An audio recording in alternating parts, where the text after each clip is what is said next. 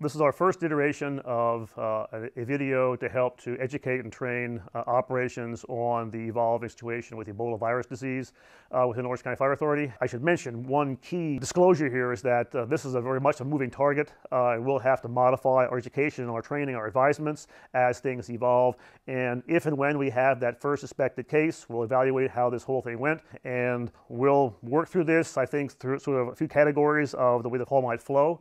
And then we'll demonstrate for you some of the protective gear that is unique to this mission. We'll spend most of our time talking about operational issues. Just as a very quick background about what you've seen already in a variety of emails regarding Ebola virus disease. The key challenge is that this disease, its clinical presentation is very non-specific. It's laboratory diagnosed, and the only component that has specific actionable value to us is travel history. So the presentation we can expect is a person with fever, and then a variety of symptoms, including, but not limited to, things like abdominal pain, vomiting, diarrhea, bleeding, and then even less specific things like muscle weakness and muscle pain and fatigue. Since none of that is narrow enough for us to make a field diagnosis, we have to rely upon something else, and that something else is travel history. So to get to that, we're starting with ECC. We're beginning to do caller questioning from selected call types to help to identify patients who are at least suspect cases, and that'll advise incoming units then to take precautions that we'll show you. So within ECC, here's what's happening. So if a caller calls in with a presentation that leads the call taker to one of 4 CBD call types that contain the symptoms or the possible symptoms of Ebola virus disease, then we'll go further. Those 4 call types are abdominal problems, non-traumatic bleeding, non-traumatic head pain, and non-specific illness. So if the call taker is led to one of those call types by the caller and their presentation, then we'll ask these things. First, we'll ask, is there fever? If they say no, then we can move on and just stay with the usual practice, EMS practice, and those call types. If they indicate that you do have fever, then we'll ask the travel questions. So we'll ask them if they've traveled to or been in direct physical contact with someone from these 3 countries, Guinea, Liberia, or Sierra Leone. We chose to be specific so that just hearing West Africa or Africa may lead to a false positive, false finding. And as you'll see, if we commit to this, there's a lot that'll go on. So we'll narrow it down to those 3 countries. We'll ask them if it's been in the last 3 weeks. That'll also give us a sense of our protective posture. And if one of those turns out positive, we'll, if it isn't already, upgrade to ALS, and you'll see why in a second here. And we'll give you a verbal and a CAD advisement with the following message. It'll say, use contact precautions for travel history. That'll be your code to know to don the PPE that we'll show you in this video and talk you through. We'll change the call type now to what's called infectious disease. We've activated this card just for this purpose so we can track it within CBD. And that will trigger a whole bunch of notifications. They'll notify me as well within ECC so that we can help you on the scene with what happens next. So that's the process within ECC. As far as patient flow is concerned, so you'll either hear about a potential case through ECC with that questioning, or if for some reason that questioning turned out negative and you arrive, when you take a history and discover now secondarily that history may apply, that travel history may apply, the next step would be to exit from that patient care area, don the PPE that will show you, re-engage and resume patient care. That'll invoke some consideration for post-incident exposure, which we'll engage with public health in. We'll talk more about that, but we'll see where that goes. So those are the things for ECC and for the initial arrival of the field responder. So let's evolve the scenario now where you are aware of a suggestive travel history, either through ECC or through your history taking. What happens next? So the approach we're suggesting here is to use something you're familiar with already, which is the 2-in, 2-out principle. What we're suggesting is we dress in 2 personnel in the PPE we're going to show you to make patient contact to refine the history and to begin to manage the patient as is necessary.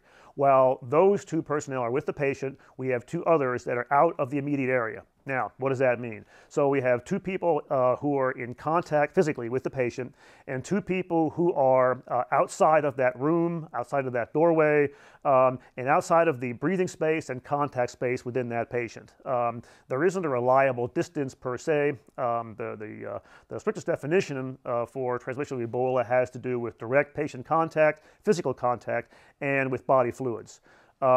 We're going to give ourselves some latitude and distance and say maybe about that 6-foot breathing space might be a reasonable distance to be from the patient, or further, at least to the point where you can still make clear visual and verbal contact with the 2 in personnel in PPE taking care of the patient. So you'll need to request resources to have enough personnel to help you work that incident.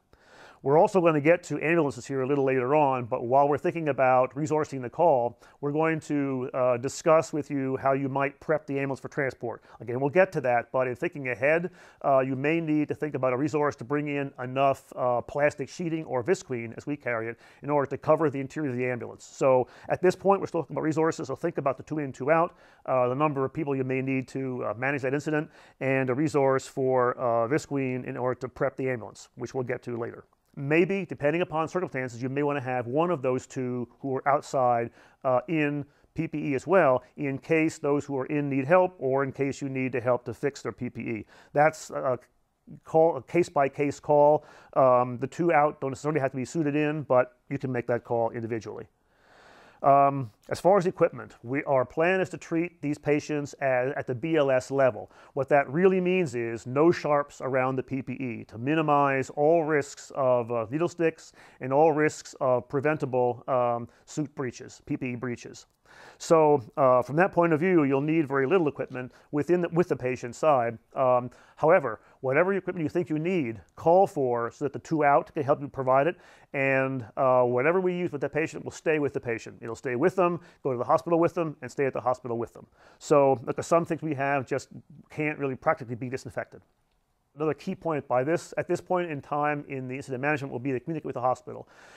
Currently, and this could change, but currently in Orange County, all emergency receiving centers are capable, we're going to say, of receiving a patient with a suspected or suspicious travel history and symptoms and a possible Ebola virus case. There may be, going forward here, 1 or a few selected hospitals for destinations. We'll let you know if that happens, if that occurs. Right now, though, our usual ERCs are all in play, unless that changes in the next 5 minutes. So with that in mind, we're providing BLS level patient care. So that means to us a level of PPE that involves full body coverage with a hooded overgarment, with double gloves, with an N95 respirator, and with goggles. On the respirator, one consideration is if the patient is critical, and at the BLS level, we need to do either airway suctioning or bag valve mask ventilation. Those are potential aerosol generating procedures. So if that's predicted as being necessary, then you would want to wear a P100 respirator rather than the N95. As for base hospital contact, make contact as you would normally or as you would need to.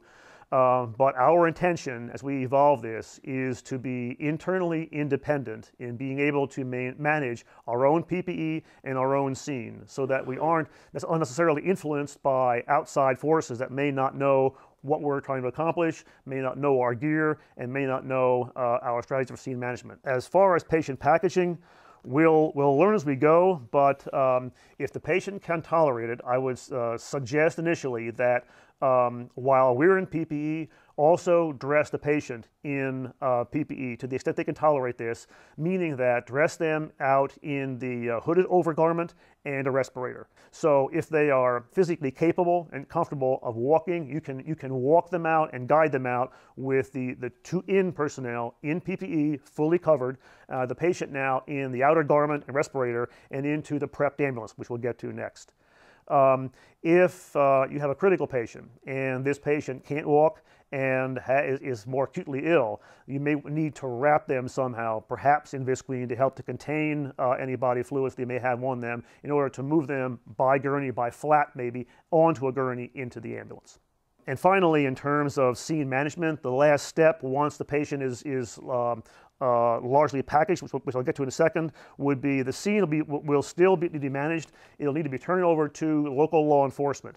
As you saw in Dallas, the living quarters of the person who may be ill and has this travel history now will have to be secured by law enforcement. And here in Orange County, we'll engage Orange County Public Health, Orange County Environmental Health, and depending upon the remediation necessary, probably our fire hazmat units as well, along with health hazmat. Okay, so our next segment here now will be about ambulance transport. We've talked about incident management from arrival, from awareness of potential illness, through patient management, through PPE, and now moving on to the ambulance. So we mentioned before, early on in planning for the incident, that you may need to call resources with the ability now to drape the entire interior of the ambulance, minus the ambulance gurney, with a barrier material, which I'm thinking, based on what we have available to us, would be the Visqueen. So the idea here would be, while the 2-in, 2-out crew are managing the patient, managing PPE, discussing patient care and equipment, you'll need someone else now to help the ambulance crew begin to prep it, so that when we're in the ambulance with the patient, we're in PPE still, sitting on the Visqueen on top of the squad bench or the seats back there.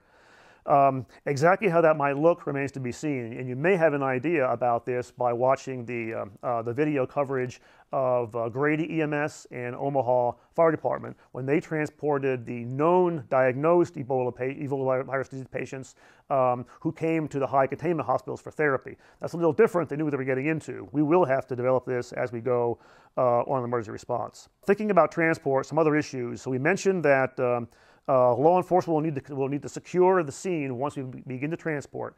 One variable here might be, what if there are other people living with now our patient who is symptomatic, but those people aren't symptomatic, so they aren't our patients. We're there on a 911 call for one particular patient who has symptoms, but there may be family or others in the household of the same place. To the extent possible, our guidance initially would be this: to encourage those persons to stay at the scene rather than transport them or have them go themselves. The reason being that those persons who aren't patients, will need to be managed now by Orange County Public Health.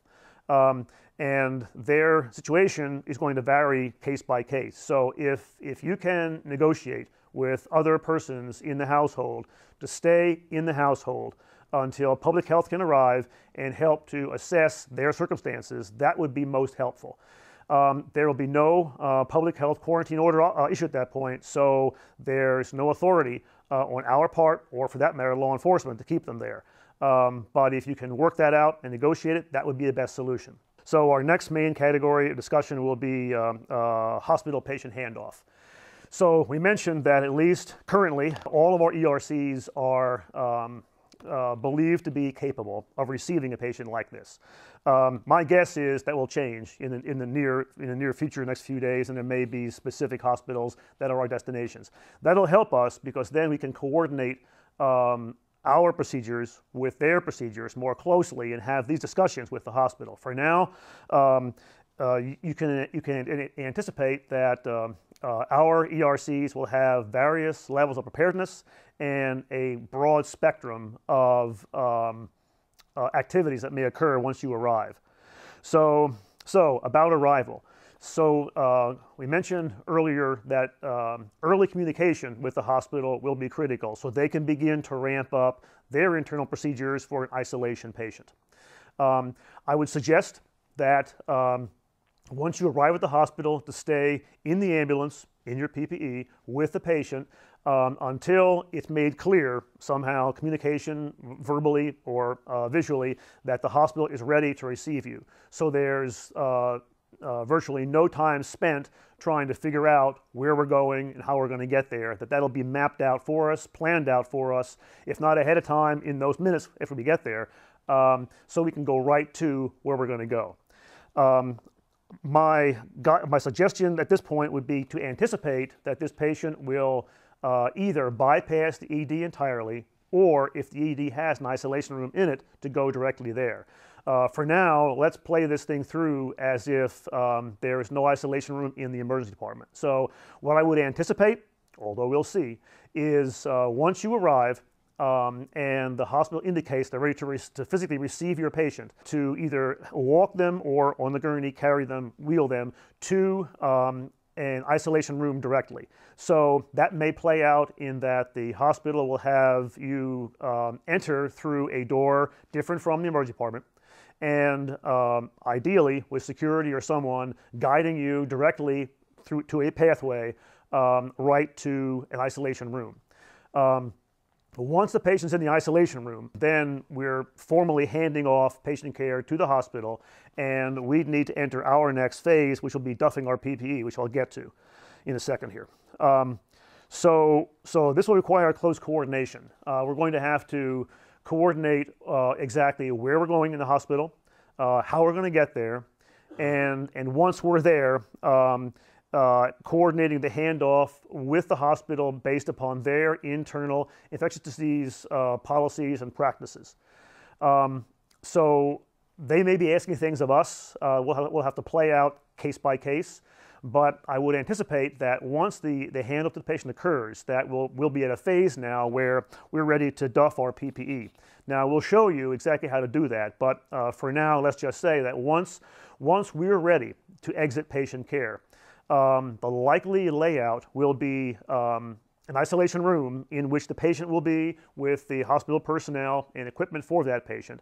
And then there will be the only ingress and egress will be through a doorway to an anteroom. The anteroom is where preparations are made to, for example, don PPE to go in there for patient care. So in our case, once we're in the isolation room, we would probably then begin the process of doffing our PPE at that interface between the isolation room and the anteroom. You will have red bags for you. I'm envisioning that we'll use our red bags, and as we specifically and procedurally doff PPE, each article of PPE will go in the red bags as we doff, and with the final step being stepping out of the isolation room into the anteroom and leaving that red bag with our PPE, our spent PPE in the isolation room. That's how I imagine it happening. Now, you know, how that plays out with a hospital, whether they accept our medical waste and all that remains to be seen, and we'll work that out case by case. I know that I'm saying that a lot, but we just will. But I imagine that this will how it'll play out, particularly in a hospital that's thought this through. So another possibility is for hospital handoff might be the choice of the hospital staff meeting us at the ambulance with the intention of us never actually entering into the hospital. So going back to the concept of visually getting a cue or verbally when they're ready to receive our patients, we stay with the patient in the ambulance until they bring their gurney out to us with their personnel in their PPE, whatever that might be for their institution. Then after discussing the exact handoff process, we would hand off the patient to them from our gurney in the ambulance to their gurney, where they would take the patient directly then from the back of the ambulance through their assigned route to the isolation room we described earlier. Where that leaves us then is, rather than having to duff our PPE in the isolation room or anteroom, as you heard, you know, in some detail, now we would be posed with duffing the PPE at the back of the ambulance. So the procedure we'll show you would still apply. However, the disposition of that duffed and potentially contaminated PPE now would be to leave it in the back of the ambulance. We're working with Orange County Environmental Health to see exactly the implications and regulatory factors of all of that, but the immediate fix for us would be to duff at the ambulance in the procedure we'll show you, and then to leave that PPE in the double red bag in the back of the ambulance. Let me address a little bit about disinfection. This is kind of dynamic still, and we're working through the details and logistics, but here are some principles. So for everything we read, there are 2 disinfectants that are effective against the enveloped virus, filovirus, Ebola virus. One is 0.5% bleach, so a 1 to 10 dilution of the bleach we have in the units, and the quaternary ammonium compounds, which are like our cavicide.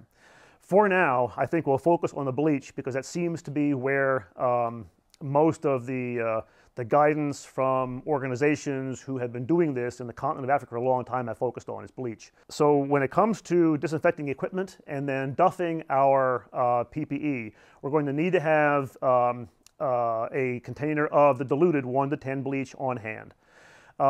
So we mentioned already that at the BLS level of patient care, there would be probably a limited amount of equipment we'll take into the patient.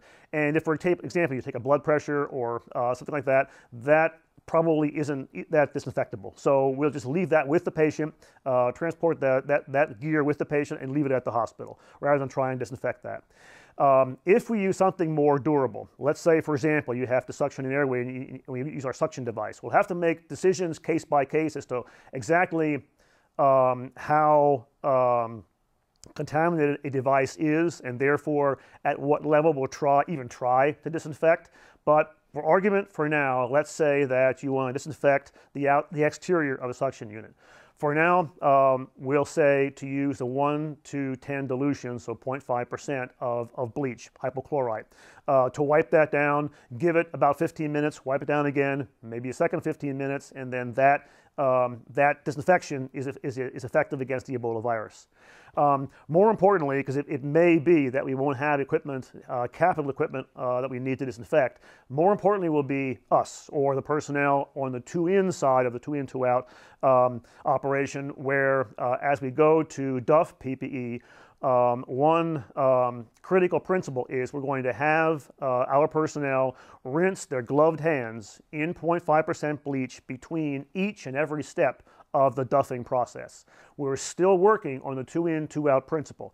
We're working on our 2 personnel still in PPE, working with visually and within voice contact with 2 out personnel who will be doing 2 things. One is working logistics, right? For example, getting the bleach in proximity and that sort of thing. And the other will be reading a checklist that we'll go over here that we've adapted from Medicine Sans Frontières, Doctors Without Borders, who have been in the continent of Africa for more than a decade managing Ebola. They know what they're doing. So we've adapted their procedure for duffing PPE to what we're proposing to wear, and we'll show you. And their key principle is to disinfect their hands, their gloved hands, with each step of the process. So we'll have the 2-out people, one of our personnel, reading this procedure step by step, and watching, observing, and supervising our 2-in personnel duff step by step. So on this topic of disinfection, you'll need to have a volume of 0.5% bleach on hand, and perhaps a spray bottle that you can effectively use to spray the hands of our personnel who will be duffing PPE. We'll have to be careful with the spray bottles not to create a slip hazard literally in the patient care area around the patient, around us. So the exact logistics we'll have to work out case by case, same theme. But the principle is to be able to rinse the gloved hands during duffing with each step, and to use bleach to disinfect any hard-surfaced, non-absorbent, durable medical gear we happen to use in the patient and want to recover. Okay, so the last major segment in terms of the flow of a call is post-incident personnel monitoring. There are many unknowns here, so I'm going to suggest something, and then we'll have to go with the flow and learn as we go forward, either in coordination with Orange County Public Health or, if we happen to have a case, through direct experience. So we're at the point now where our personnel, the 2-in personnel, have duffed PPE and can step out of the isolation room into the ante-room. And our 2-out personnel have completed their process of instructing the 2-in on duffing PPE and supervising that process. So now we have two of our personnel who were unexposed by not engaging in patient care, and we have two people who had protected exposure. The occurrences across the country and in Texas leaves many unknowns at this point. So my suggestion is that at that phase of the incident, that the two in personnel, the two who were in PPE, who are now out of PPE and had a protected exposure, should just stay in the anteroom of the hospital there until we can all discuss what steps might next happen with Orange County Public Health. At that point, they will have the final say in the health progression and what happens next to our people.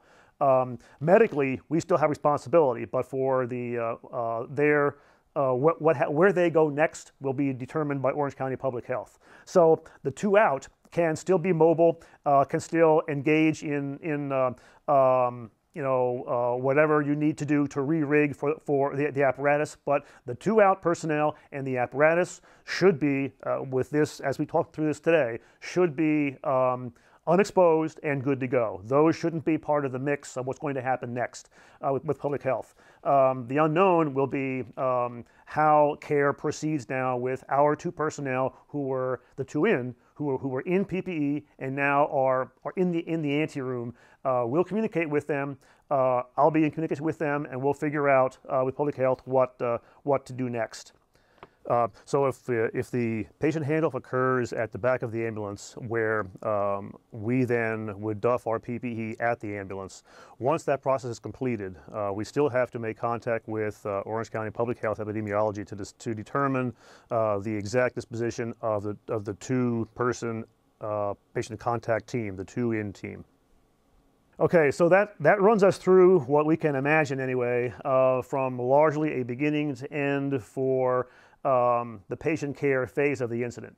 So the next category I'm going to call contingencies. There are 5 we can think of right up front, but this is where the what ifs can begin to go forever. And quite honestly, there are going to be many what ifs that at the moment I won't have an answer for. But we'll work out what ifs if we ever encounter a patient like this as we go case by case. But there are 5 things we can talk about right now quickly.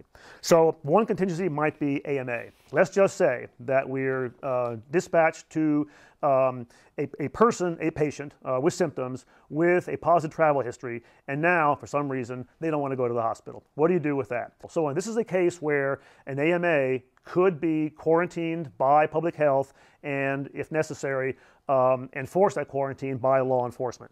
So if that happens, if you have an AMA with the right kind of travel history and the right kind of concerns, involve law enforcement, they'll involve public health, and that'll play out as it will.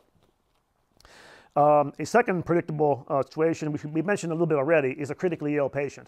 That's among the worst case scenarios here, although there are plenty of those too. So the main thing is with critical patients is clinically, the sicker the patient is, the higher the viral load and body fluids, and the higher the risk to caretakers. So that appears to be somewhat linear. The sicker they are, the bigger the risk.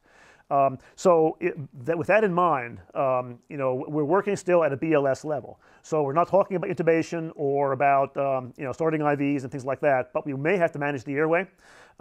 If you do have a critically ill patient like that, then I think I mentioned earlier, one technique might be to wrap them in visqueen to the extent that you can still manage the airway and breathe for them, and limit the exposure of our personnel in PPE and others to body fluids on that patient as we have to move them from one stage of the call to the other and finally to the hospital. So wrapping the patient might be one way to control and contain body fluids in the higher acuity patient who poses a higher risk then for secondary infection. Another contingency that is predictable might be PPE breach. So if at some point during the management of a patient of any acuity now, if it's noticed by either the two-in personnel who are in PPE or by the two-out personnel who are observing and supervising the process and watching for safety practices of those in PPE, if someone were to see that a breach occurred, let's say, for example, the sleeve of the overgarment slips out of the gloves and their skin exposed. Or let's say that a portion of the overgarment gets caught on some furniture or something and there's a rip in the overgarment.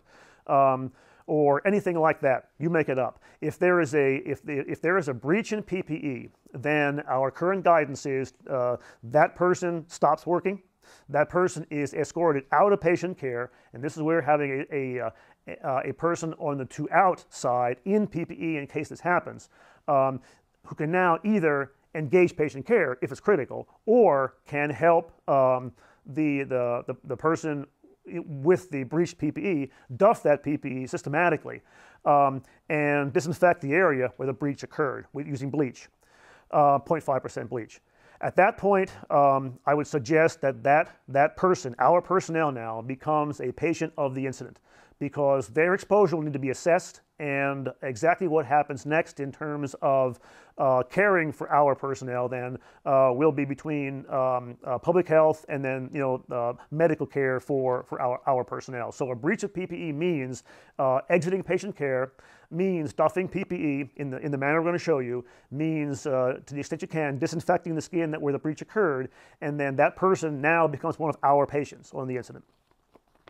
And another possibility might be being dispatched to a deceased patient. If, for example, and this is a bit of a stretch, but it could happen, we're sent to a 911 call, and it is determined that through history, let's say by ECC, that this person had the positive travel history. We arrive and the person is an obvious deceased patient. If that's the case, we may have to consider a few things. For example, as we evaluate signs of life, if you feel you need to do a cardiac monitor to verify asystole, then again, using 2 in, 2 out, you can anticipate having to keep the monitor outside of the room, use the cables to the extent you can reach them anyway, to verify asystole, and then leave the cables with the patient. Of course, notify law enforcement, and in this setting, I would anticipate us duffing our PPE, as we'll show you, at the scene, and leaving the PPE at the scene. We'll see how that plays out.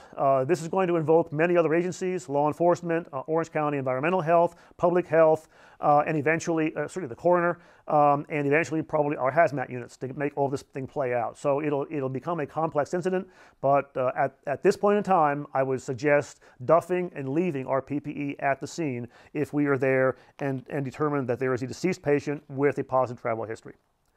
And finally, among at least the initially predictable situations here, we mentioned a little earlier too, I think, was what about multiple exposed persons on scene? If we're caring for a patient with symptoms, and therefore they are a patient of our EMS system, and we're doing all we talked about now, there may be family members or others who are living in the household in direct contact with that sick person. We mentioned before, I think, that the wisdom would be, to the extent possible, to negotiate for those people to stay in the household and not transport them or not let them drive someplace with the patient. We can't enforce that. Law enforcement might be able to encourage it, but even they, at this point, with civil rights and all that, couldn't mandate that not happen. So I would suggest, if possible, we negotiate to have multiple exposed persons, or a single exposed person for that matter, at the scene, to stay at the scene and let us handle the patient and treat the patient. And one more consideration too regarding the multiple or other exposed persons at the scene. If it's not negotiable with those persons to stay at the scene, then I would suggest we treat them like a patient with us and transport them with the patient in the back of the ambulance and put them in the PPE overgarment and mask as well, respirator as well, so that we have the patient ideally in the overgarment and respirator. We have any exposed persons who just must go along in overgarment and respirator, all of them, and this could be a crowd, all of them with us in the patient compartment of the ambulance. That's all visqueened, if you can imagine that. Probably the key part of our discussion in terms of personnel safety now is PPE. So this is really a moving target. As you've probably seen on the news, the recommendations by CDC for healthcare worker PPE were probably inadequate. So they were redone.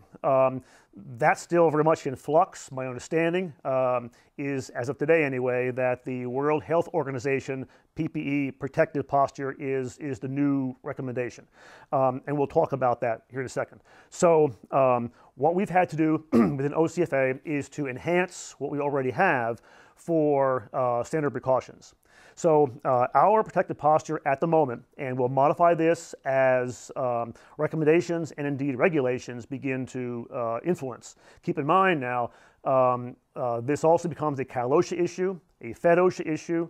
It becomes a regulatory matter for many organizations that oversee what we do. So we may think things through on an operational basis, but we may be driven other directions on a regulatory basis. On the donning of the PPE, the procedure we'll work through. It's a little less critical, but it's still important to be sure that the principle is all skins covered. That's the main principle for donning PPE. So with that in mind, let's talk through what we have. So what we've done currently, it's on order and being shipped in. We've purchased water impervious hooded overgarments. So this garment covers you from face through over your boots. So that's new. That'll be coming in. We'll wear a respirator. The N95 will be the basic respirator. If during BLS care we have to do airway interventions like airway suctioning or bag valve mask, then we should use the P100 respirator. Then pull up the hood of the overgarment over the head and neck and zip up the rest of your suit. To ensure the zipper stays up, you may want to use cloth tape to fix it. Remember, no skin can be showing. And place the goggles with the strap around the outside of the hood, across the eyes. And finally, we'll wear a full face shield. The full face shield for now is there to protect the goggles and to assure that every portion of the face and the PPE on the face is covering all the skin. We'll use, of course, our medical gloves, and we'll double glove for this. So that's the components of the PPE that we have, with the key points here being the goggles and the respirator and the full face shield in combination with the hood of the overgarment. We'll need to cover all the skin of the face, and that there is several inches of good firm overlap of both gloves over the sleeves, so that there's no exposed skin or risk exposed skin at the wrists. And once you've got to the point where we're going to duff the gear, so most likely this will be in the hospital, in the isolation room, you know, with good lighting and all that. So the duffing of the gear should be under fairly controlled conditions. Again, using the 2-in, 2-out principle, where the 2-in personnel still in gear now are going to begin to systematically remove that gear, and with the key point now to prevent self-contamination and therefore risk infection later. So the 2-out personnel now become the supervisors of that process, the observers of that process, and one person will be reading the list I'm going to read you here right now, so you get a sense of where we're going with this. The key principle with duffing gear, PPE, is going to be that it be observed and supervised, that it be systematic, and that with each maneuver, with each step of the process, the gloved hands are disinfected with 0.5% bleach. That's part of the key in this whole process we emulated from MSF and from their experiences over the decade with Ebola patients in Africa overall. So our process right now, and we'll fine tune this if we need to, but this is how I see it for now. All right. So first we'll need to get the biohazard bag out and position it so it'll stay open. The next step is to spray the outer glove with the 0.5% bleach solution. Then spread the bleach solution around the outer glove and begin to remove the outer glove by peeling it off and inverting it.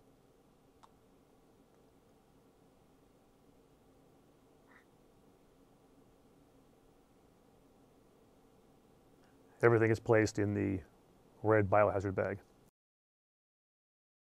Then spray the 0.5% bleach solution on the inner gloves.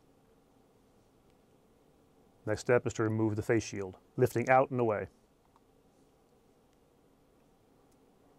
and placing it in the biohazard bag.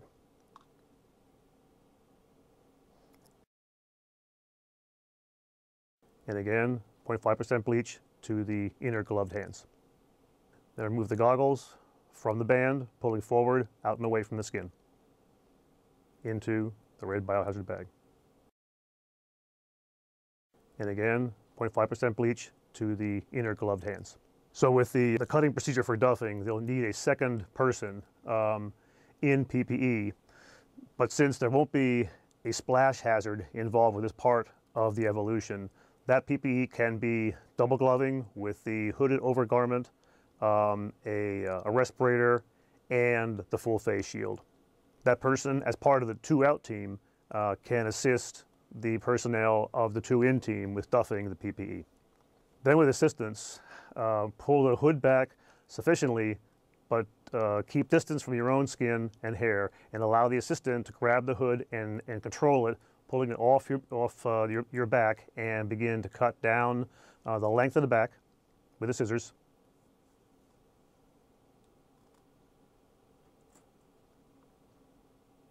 Then down the back of both legs.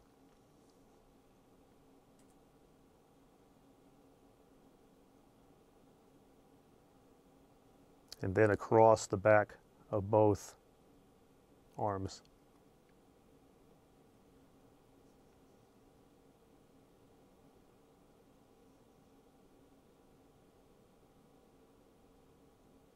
Finally, gliding the suit inverted and forward and stepping out of the inverted suit.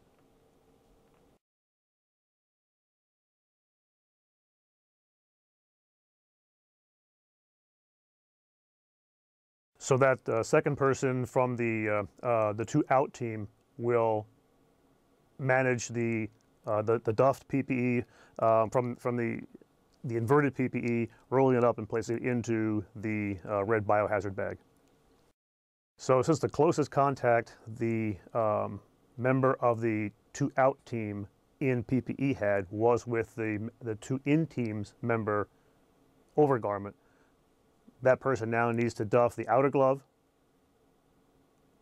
and then can assist the final step of the patient care person by spraying the inner glove with 0.5% bleach.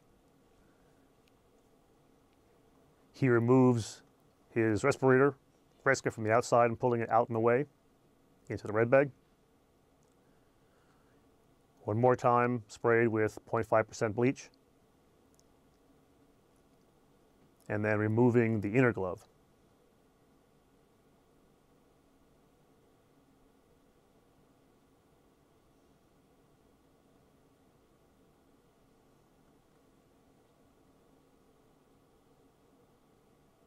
With the final step, washing your hands. Here is depicted using Vianex if there isn't running water available. However, soap and water would be best. Now, the doffing procedure for that assistant in the 2-out team would be to spray the inner glove with 0.5% bleach. Remove the face shield by pulling it up, out, and away.